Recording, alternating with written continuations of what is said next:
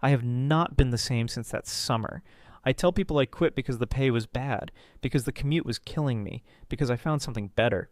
None of that is true. I quit because of what I saw on my third night working the graveyard shift at a gas station so far from civilization that the stars looked angry. And what I saw, what pulled into that lot at the 2:47 in the morning, should not have been possible. Let me start from the beginning. It was June of 2023 when I took the job. I was 26, recently divorced, recently broke, and recently out of options. My buddy Travis knew a guy who managed a chain of remote fuel stops along Route 18 in Nevada. The kind of stations that exist purely because the distance between towns out there can kill you if your tank runs dry. He said they were desperate for night shift workers. Couldn't keep anyone longer than a few weeks. I didn't ask why. I should have asked why. The station was called Meridian Fuel Stop Number 7. No town attached to it. No neighborhood. Just a single building sitting on a concrete pad in the middle of a high desert, with 2 pump islands, a small convenience store, and a single sodium light that turned everything the color of old teeth. The nearest town, Halloran, was 83 miles east. The nearest anything west was a rest stop 40 miles out that closed at sundown. Between those 2 points there was nothing but scrub, sand, and silence so thick you could feel it pressing on your eardrums. I drove out for my first shift on a Monday evening. The sun was going down as I pulled off the highway onto the access road, and I remember thinking the building looked like something that had been forgotten rather than built. The paint was peeling in long strips. The pumps were old, not vintage, just neglected. There was a faded sign near the road that read, "Open 24 hours," in letters that had once been red and were now the color of dried blood. The day shift guy was named Dale. Mid-50s, leathery skin, the kind of man who looked like he'd been dried out by the desert and was fine with it. He walked me through the basics in about 10 minutes. Register, pump reset, cooler restocking, bathroom keys. The job was simple. Most nights you get maybe 15 to 20 customers between 10 p.m. and 6 a.m. Truckers mostly. The occasional lost tourist. He said some nights you get nobody at all. "You'll be fine," Dale said, pulling on his jacket even though it was still over 90 degrees outside. "Just don't go wandering off the lot. Nothing out there worth finding." I laughed. He didn't. "One more thing," he said at the door. He paused like he was deciding whether to say it. "If anything weird happens, and I mean anything that doesn't sit right, you call the number on the board behind the register. Don't call the cops. They're an hour and a half away, and they don't come out here at night anyway. Call the number on the board." I asked him what kind of weird he meant. He looked at me for a long moment with eyes that had seen too much sun. "You'll know it if it happens," he said. Then he got in his truck and drove away, and I was alone. That first night was nothing. Quiet in a way I'd never experienced. I grew up in Reno. There was always noise. Out here, when no cars were on the highway, the silence was so complete that I could hear the fluorescent lights buzzing inside the store. I could hear my own blood moving. I served maybe 12 customers. Pumped gas for a woman who said her card reader wasn't working. Sold beef jerky and energy drinks to a trucker named Carl, who told me he drove this stretch 3 times a week and hated every mile of it.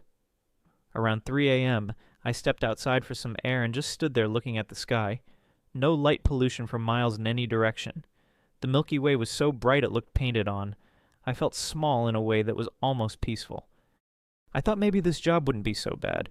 Maybe the quiet was exactly what I needed after everything with Sarah and the divorce and the apartment I couldn't afford anymore. The second night was almost the same. A few customers, long stretches of nothing. I brought a book, some paperback thriller I had grabbed at a gas station on my way out, which felt appropriately meta. Around 1 a.m., a coyote came within 20 feet of the building and just stood there staring at me through the glass door. Its eyes caught the light and reflected it back yellow-green. We looked at each other for maybe 30 seconds. Then it turned and trotted off into the dark like it had confirmed something it already suspected. I noticed something that second night, though.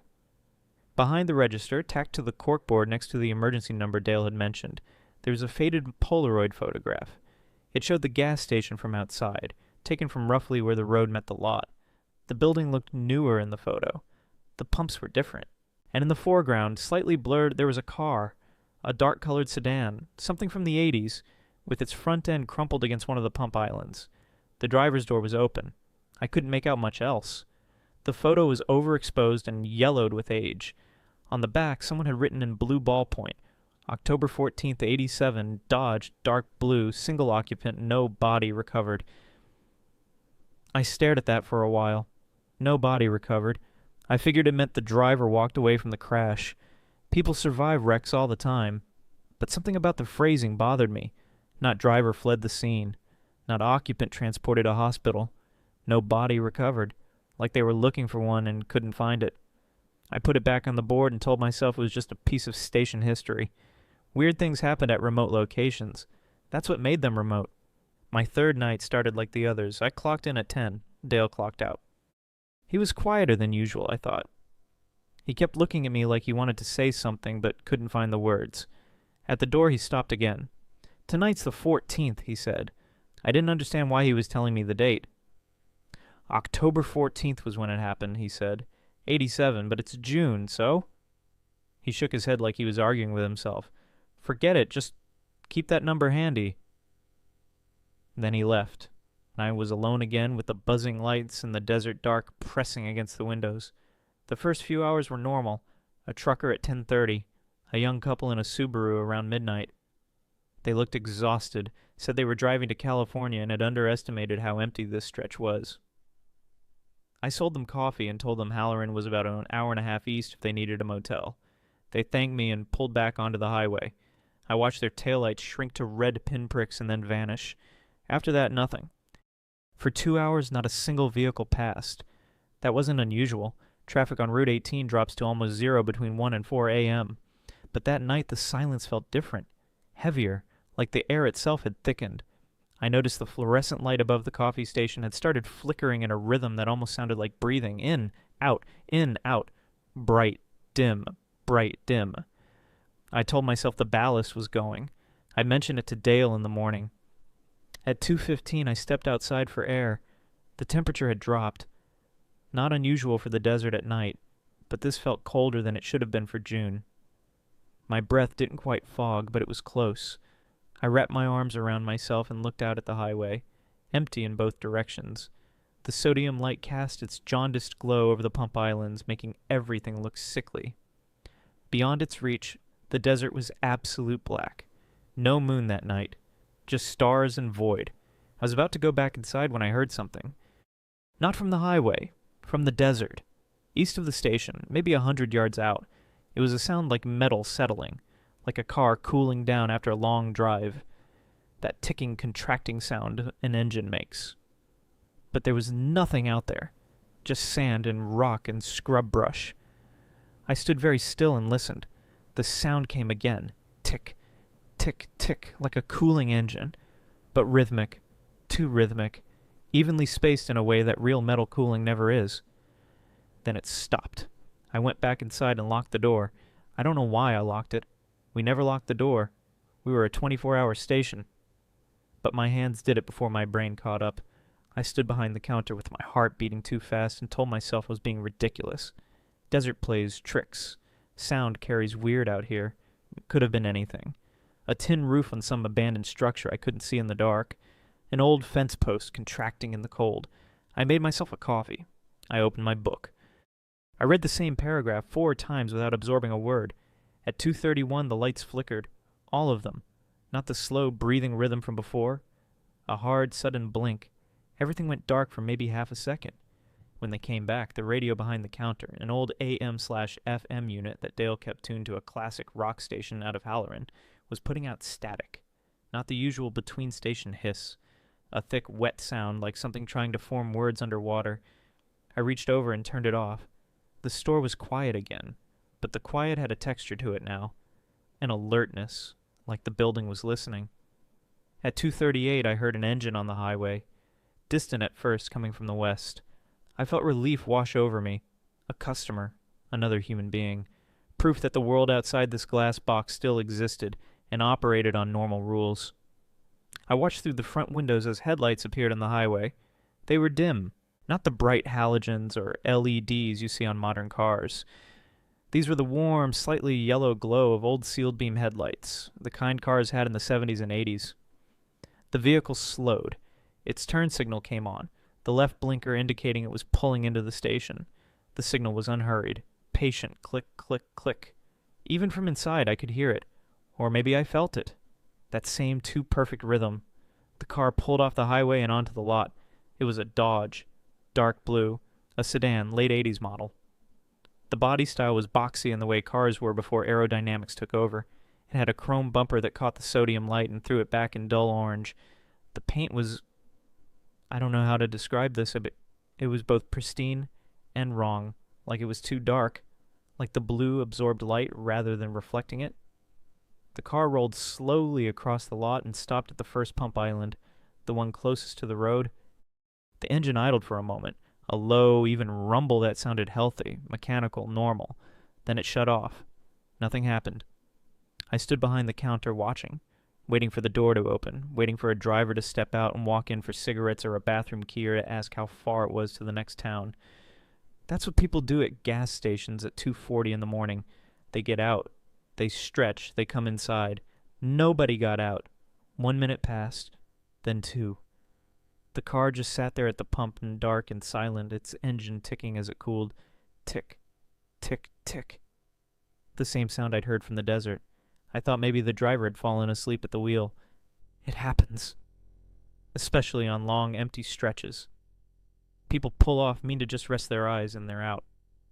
I figured I'd give it a few minutes, then maybe go tap on the window and make sure they were okay. At 2:44, the driver's door opened. It opened slowly. Not like someone getting out of a car. More like the door was swinging open on its own. Gravity doing the work. I couldn't see inside. The interior was dark. No dome light came on. Every car I've ever been in, when you open the door, the dome light comes on. This one stayed dark. A foot appeared below the door, then a leg. Then a man stood up from the car and closed the door behind him. He was average height, average build, wearing a jacket that looked like denim, dark jeans, work boots. His hair was brown, a little long, brushed back from his forehead. He looked like any guy you'd see at a gas station in any decade. But something about the way he stood there, perfectly still, facing the building, his arms at his sides, made the hair on my neck stand straight up. He wasn't looking at the pumps. He wasn't looking at his phone. He was looking directly at the store, at me. I couldn't make out his features clearly under the sodium light. Everything was flattened into shades of yellow and shadow. But I could feel his eyes on me, the way you feel someone watching you in a dark room. He stood there for what felt like a full minute. Then he started walking toward the store. His walk was normal, that's what scared me. There was nothing overtly wrong with it. No limp, no shuffle, no unnatural gait. He walked like a man crossing a parking lot. But something in my body, something older than thought, older than language, was screaming at me to not let him inside. I looked at the door. I had locked it earlier. The deadbolt was turned. The realization gave me a brief flood of relief followed immediately by guilt. I couldn't lock out a customer. That was insane. He was just a guy, driving an old car, looking a little weird under the bad lighting. I was letting the desert and the silence and that stupid Polaroid get to me. I reached for the deadbolt. My hand stopped. He had reached the door. He was standing on the other side of the glass, maybe 2 feet from me. And now I could see his face. He looked normal. That's the thing that still keeps me up at night. He looked completely, totally normal. Brown eyes, a few days of stubble, a small scar above his left eyebrow, thin lips slightly chapped. He could have been anyone. He could have been a coworker, a neighbor, a guy in line at the grocery store. He looked like a real person. But his eyes weren't quite tracking. They were pointed at me. I could tell they were aimed in my direction. But they weren't focused. They were looking at where I was without seeing me. Like he was looking at a spot where he expected someone to be, rather than reacting to someone actually being there. He raised his hand and knocked on the glass. 3 knocks. Evenly spaced. The same rhythm as the ticking. I didn't move. I couldn't. He knocked again. Same pattern. 3 knocks. Patient. Unhurried. Then he spoke. His voice was muffled through the glass, but I could hear him clearly enough. "Hey, buddy, can I get some gas? Pump's not taking my card." Normal words, normal request, normal tone. I've replayed them in my head 1,000 times trying to identify what was wrong with them, and I think I've figured it out. There was no breath in them. When a real person talks, you hear the breath. The slight intake before words, the exhale after. His words came out clean and flat and complete, like they'd been recorded and played back, like sound without a source. I still hadn't moved. My hand was frozen an inch from the deadbolt. My mouth was dry. My heart was hammering so hard I could feel it in my fingertips. He tilted his head, just slightly, like a dog hearing a new sound, and he smiled. It was a small smile. Polite. The kind of smile you give a stranger when you're trying to seem friendly and non-threatening. "Station's open, right?" he said. "I just need a few gallons. Long drive ahead." I don't know what made me look down. Maybe it was my body's way of breaking eye contact, of escaping that uncanny stare for even a second. But I looked down, and I saw his boots on the concrete outside the door, and I saw that they were casting no shadow. The sodium light was directly above and to the left. Everything cast a shadow under that light. The pumps cast shadows. The trash can by the door cast a shadow. My own body, standing inside the store, cast a shadow on the floor behind me. But this man, this figure, stood in a pool of yellow light, and the concrete beneath him was evenly lit in all directions, as if the light was passing through him, or as if he wasn't fully there. I looked back up at his face. He was still smiling, but now that I was looking, really looking, I could see that the smile wasn't quite right either. It was fixed. The muscles around his eyes weren't engaged. It was a mouth shape, not an expression. Something wearing the idea of a smile without understanding what it was for. "No," I said. The word came out barely above a whisper. I cleared my throat. "No, we're closed. Mechanical issue. Pumps are down." He didn't react immediately. There was a delay, maybe a full second, before his expression changed. The smile faded. His head straightened. He looked at me with those unfocused eyes, and I saw something flicker in them. Not anger, not confusion. Something like recognition. Like he'd heard this before. Like this was a conversation he'd had many times and he already knew how it went. "That's a shame," he said. Flat. No disappointment in his voice. Just the words. "Long drive ahead." He turned around and walked back to the car. Same pace, same normal, unremarkable walk. He opened the driver's door. Again, no dome light. And he sat down and pulled the door closed. The engine started. That same low, healthy rumble. He backed away from the pump island. He pulled across the lot. He turned onto the access road. And then he turned left onto the highway and drove west. His taillights, red, round, the old style, shrank into the darkness and were gone. I stood there for a very long time. I don't know how long. I was shaking. My legs felt like they were made of something that wasn't quite solid. Eventually I made myself move. I walked to the corkboard behind the register and I pulled down the Polaroid. I looked at the car in the photo. Dark blue Dodge sedan, boxy, chrome bumper, late 80s. It was the same car. I'm not talking similar. I'm not talking same make and model. I'm talking the same car. The same dent in the rear quarter panel above the left wheel well. The same slightly crooked antenna on the roof. The same car that had crashed into this pump island on October 14th, 1987. 36 years ago. No body recovered. My hands were shaking so badly I almost dropped the photo. I put it back on the board, and I grabbed the phone, and I dialed the number Dale had told me about. It rang twice. A woman answered. Her voice was calm, measured, completely unsurprised. "Meridian 7, she said. "What did you see?" "Not hello?" Not what's the emergency. "What did you see?" Like she was expecting this call. Like she'd taken it before. I told her. I told her everything. The car, the man, the doors, the shadow, the voice. I was talking fast, probably not making sense, but she didn't interrupt. She let me get it all out. When I finished, there was a pause. "Did you let him in?" she asked. "No." "Did you turn on the pump for him?" "No." "Good." Another pause. "He'll come back. He always comes back. Every few weeks, sometimes more often in the fall. October's the worst, but he comes year-round now." I asked her what he was, who he was, what had happened in 1987. She was quiet for a long time. Then she said, "His name was Ellis Purcell. He was driving from Reno to Los Angeles.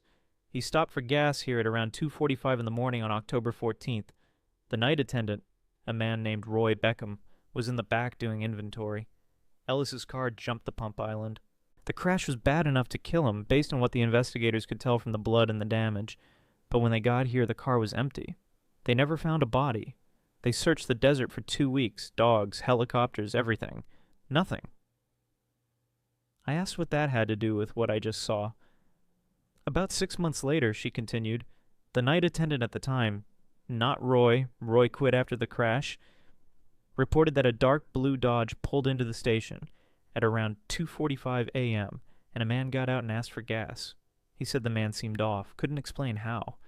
Just that something was wrong. He turned on the pump, let the man fill up.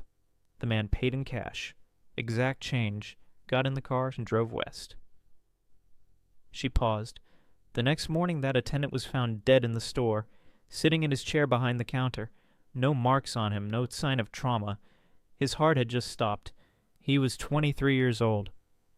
I felt the room tilt. It happened again in '89, she said. Different attendant, same car, same man, same request. That attendant also turned on the pump, also found dead the following morning. How many? I asked. My voice didn't sound like mine. 4, over the years. 4 attendants who turned on the pump for him, all found dead within 12 hours, no medical explanation. After the 4th one, in '96, the company started warning the night staff. That's when they put the number up. Some people see him and quit immediately. Some people never see him at all. Work here for months and nothing happens. We don't know what determines when he shows up or who he shows up for. Right. I asked her why they didn't just close the station at night, or shut it down entirely. They tried, she said. In '98, after the company got sued by one of the families, they shut down overnight operations. For about 3 months, the station closed at 10 and reopened at 6. During those 3 months, 3 separate travelers broke down on Route 18 at night, within 20 miles of the station. All 3 were found dead in their vehicles. No mechanical cause for the breakdowns. No medical cause for the deaths. When they reopened the night shift, the roadside deaths stopped. I asked her what that meant. It means he needs someone to be here, she said. He needs to come in. He needs to ask. And as long as someone is here to say no, he goes away until the next time. Now, and if nobody's here, then he goes looking. I didn't sleep that day. I drove back to my apartment in Halloran, and I sat on my bed and I stared at the wall, and I tried to convince myself that I'd hallucinated the entire thing. Exhaustion, isolation, power of suggestion from the Polaroid. There were rational explanations. There are always rational explanations. The human brain is a pattern-matching machine that generates false positives constantly. I knew that. I had taken enough psychology courses to know that, but I also knew what I saw. I knew what I felt. And I knew, with a certainty that lived in my bones rather than my brain, that the thing standing outside that door had not been a living human being. I almost didn't go back. I sat in my apartment the next evening with my keys in my hand and my jacket on, and I almost called Dale and told him I was done. 2 days. New record for shortest tenure. But I kept thinking about what the woman had said. If nobody's here, he goes looking. And Road 18 was a real highway with real people on it. Truckers with families, couples driving to California, college kids on road trips. If I didn't show up and he came and nobody was there to say no, I went back. My 4th night was quiet. No blue Dodge, no ticking, no flickering lights, just a normal, empty desert night. I served 8 customers and read my book and drank bad coffee and watched the sun come up at 5:48 like a promise that the world was still working correctly. My 5th night, same thing, and my 6th, and my 7th. I started to relax. Not fully. I don't think I'll ever fully relax again, not in the dark, but enough to function. Enough to stop jumping every time I heard an engine on the highway. On my 11th night, he came back. Same time. 2:47 a.m. I was watching the clock by then every night, watching it pass 2:47 like a held breath releasing. The headlights appeared from the west. The blinker came on. Click, click, click. The blue Dodge rolled into the lot and stopped at the first pump island. This time I was ready. This time I didn't freeze. I checked the deadbolt. Locked. Always locked now after midnight. And I stood behind the counter with my hands flat on the surface to stop them from shaking. The door opened. No dome light. He stood up. Same jacket, same boots, same brown hair. He looked at the store, at me. He walked to the door. He stood there, same unfocused eyes, same fixed, almost smile. 3 knocks. Even, patient. Hey, buddy, can I get some gas? Pump's not taking my card. The exact same words. The exact same inflection. The exact same flat, breathless delivery, like a recording, like a loop. Station's closed, I said. Louder this time, steadier. Pumps are down, can't help you. The same 1-second delay. The smile fading, the head straightening. That's a shame. Long drive ahead. He turned, he walked back, he got in. He drove west. Gone. I called the number again. The same woman answered. I told her he'd been back. Did you let him in? No. Good, you're doing fine. I worked at Meridian 7 for 4 more months, and that time he came back 6 more times, always between 2:40 and 2:50 a.m., always from the west, always the same car, the same walk, the same knock, the same words. I learned to recognize the feeling that preceded him. That thickening of the air, that sense of the building listening, the lights doing their slow breathing flicker about 20 minutes before he arrived. After the first few times, I stopped being terrified. That's not the same as not being afraid. The terror faded into something else. A deep, cold dread that settled into my stomach and stayed there all night on the nights he came. But I could function through it. I could stand behind the counter and look at him and say no and watch him leave. What I couldn't do was stop thinking about it. Who he had been. What he was now. What he wanted. The woman on the phone, I learned her name was Margaret. She was some kind of consultant the fuel company kept on retainer for this specific situation. Told me not to dwell on it. Said the attendants who lasted longest were the ones who treated it like a task. A duty. He comes. You say no, he leaves. Don't engage. Don't try to understand. Understanding is a door, she said, and some doors open both ways. But I'm not built that way. I needed to understand. I started researching Ellis Purcell. I found his name in a couple of old newspaper archives. Reno Gazette-Journal, October 1987. Brief mention of a single car accident at a remote fuel station on Route 18. No fatalities reported. Investigation ongoing. Then nothing. No follow-up. No obituary. I searched for him in public records, death records, family history databases. He existed. Born 1955 in Sparks, Nevada. Worked as an electrician. Never married. Had a sister in California named Donna. Then I found a thread on one of those obscure paranormal forums. The kind with terrible web design and 12 active users. Someone had posted about Meridian Fuel Stop number 7 in 2014. They said they worked there in 2011 and seen the car. Their description matched mine exactly. Same time, same words, same everything. In the replies, someone else said they'd worked there in 2003 and seen it twice. They said on the second time they noticed something they wished they hadn't. They said the man at the door, Ellis, had been wearing the same clothes every time. Same jacket, same boots, same jeans. But on the second visit, there was a stain on the jacket.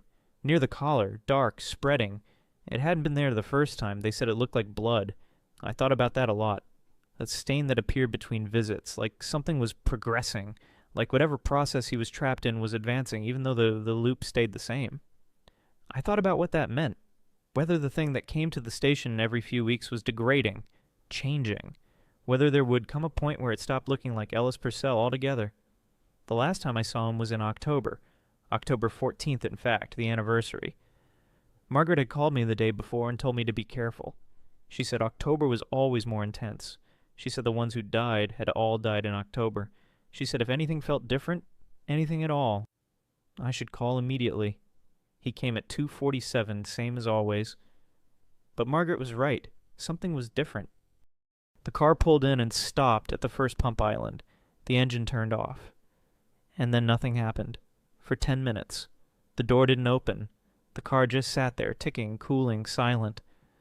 I stood behind the counter and watched and felt the dread climbing my spine like cold fingers. At 2:57 the door opened, but not slowly this time. It swung open hard, like it had been kicked, and he stood up from the car and he was already looking at me. Not at the building. At me. His eyes were focused this time. Clear, present. He was seeing me. Actually seeing me for the first time. He walked to the door faster than before, not running, but urgent purpose in his stride. He reached the glass and he didn't knock.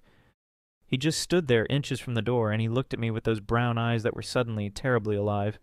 "Please," he said, and his voice had breath in it now. I could hear the air moving through him. "Please, I just need gas. I've been driving so long. I just need to stop." My chest ached because he sounded real. He sounded human. He sounded like a man who was tired and lost and just wanted to rest. And some part of me, the empathetic part, the part that felt sorry for strangers, wanted to open that door and help him. "I can't," I said. My voice cracked. "Why?" he asked. And his face changed. The mask slipped. Underneath it wasn't anger or malice. It was confusion. Raw, desperate confusion. Like he genuinely didn't understand why no one would help him. Like he didn't know what he was. "I'm sorry," I said. "I can't help you." He put his hand on the glass. Flat, fingers spread. And the glass was cold under his palm. I could see the frost forming around his fingers. In June. In the desert. Frost on glass. "I've been driving so long," he said again. Quieter now. Almost a whisper. "I can't remember where I'm going. I just know I need to get there, and I need gas. I always need gas." There were tears on his face. I don't know if they were real. I don't know if anything about him was real. But they looked real. They caught the sodium light and rolled down his cheeks, and I felt something break inside me. "I'm sorry, Ellis," I said. And the moment I said his name, everything changed. His face went blank. Not confused, not sad, not pleading. Blank. Like a screen being wiped. His hand was still on the glass, but the frost was spreading now, racing outward from his fingers in crystalline patterns, covering the door, climbing the frame. The temperature in the store dropped so fast I could see my breath. His mouth opened, not to speak, just open, wide, wider than a mouth should go. And from inside came a sound. Not words, not a scream. A sound like a radio caught between stations. Static and frequency, and something underneath it that might have been a voice if voices could come from the bottom of the ocean.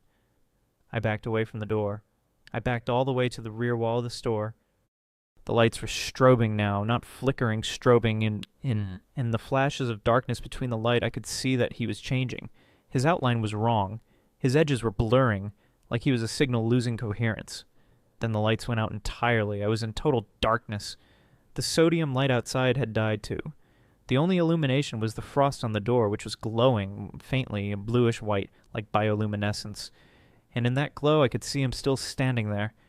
But he wasn't a man anymore. He was a shape, a suggestion of a man. A darkness slightly darker than the darkness around it, in the approximate configurations of a human figure. The sound stopped. Silence. The deepest silence I have ever known. No buzzing lights, no distant highway, no wind, no breath except mine. And then very softly from the other side of the glass, 3 knocks. I didn't move. I didn't breathe. 3 more knocks. Then nothing. I stood in the dark for what felt like hours, but was probably minutes. I could feel the temperature slowly rising. The frost on the glass was melting. I could hear it. Tiny droplets running down the door. The lights came back. All at once. Full brightness. The sodium light outside hummed back to life. The parking lot was empty. No car, no figure, just wet concrete where the frost had melted, and the desert dark beyond. I picked up the phone and called Margaret. My hands were shaking so badly I misdialed twice. "What happened?" she said. I said his name. Silence on the line. A long silence. "Don't ever do that again," she said, and her voice, for the first time, sounded afraid. "When you name something, you acknowledge it. You make it real. You make a connection. And connections go both ways." "What does that mean?" "It means he knows you now, not just as the person behind the counter, as you, specifically. And once he knows you, the rules might change." I quit the next morning. I told Dale I was done. He nodded like he'd been expecting it. He didn't ask why. He just shook my hand and said, 4 months, that's better than most." I drove back to Halloran. I packed my apartment. I moved to Portland, 2,000 miles from that gas station and that desert and that stretch of highway, where something that used to be a man named Ellis Purcell drives an impossible car looking for gas he'll never get. That was 2 years ago. I've tried to forget. I've tried therapy. I've tried telling myself it wasn't real. That the isolation, the sleep deprivation, and my deteriorating mental state after the divorce had conspired to create a very convincing hallucination. Some days I almost believe it. But here's the thing that keeps me awake, the thing that made me finally decide to tell this story.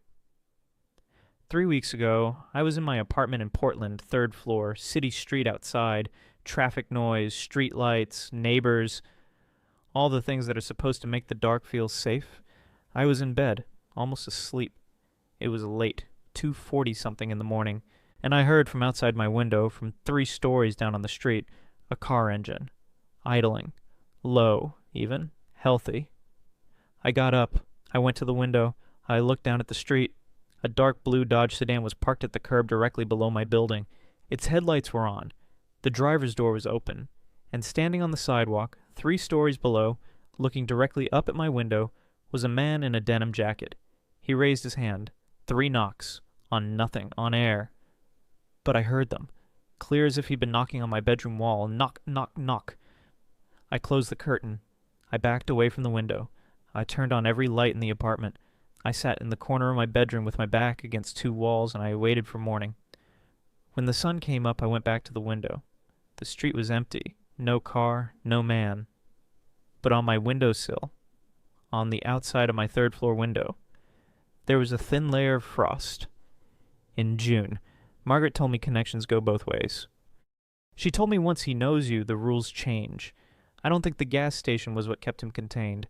I think the gas station was just where he started, where the loop began. And I think when I said his name, I pulled the loop open, gave it a new anchor point in me. I don't know what to do. I don't know if there's anything I can do. I just know that every night at 2:47 I'm awake, listening, waiting for an engine that sounds too healthy, waiting for 3 knocks that come from nowhere.